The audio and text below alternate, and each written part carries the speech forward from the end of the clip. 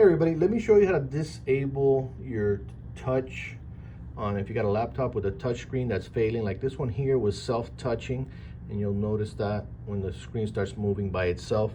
So this one, it's not cracked or anything like that. Usually that happens when your screen is cracked, but this one's fine, but it was just self-touching. So we'll just disable that and just use it as a regular laptop versus changing the screen for, $200-300.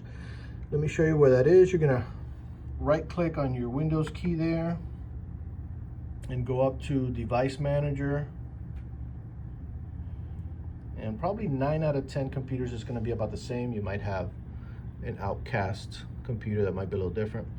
So when you go to Device Manager, you're going to find, this is open because I just did it, but it's going to look like that. You're going to go to Human Interface Devices, and there could be an exception to this depending on your unit, but generally it's going to be there. You're going to see all these devices here, and you're going to see this one here says touchscreen.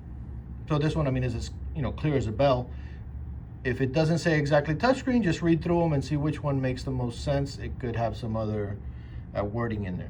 You're gonna right click, and you're gonna see that you have enable because it's actually disabled. And let me just show you that. We're gonna enable it. And you see now that there's no little arrow, it's enabled. The touch, you could see it there. And that's kind of what the touch looks like. So like if your screen is doing these little bubbles and moving around by itself, that's what that means. So we'll just go there to, once again, touch screen, and just disable it. Gives you a little message there. And then you'll see now that it has like a little arrow or something there, which means it's disabled. And then of course, see now, if you go to the screen, there's no touch.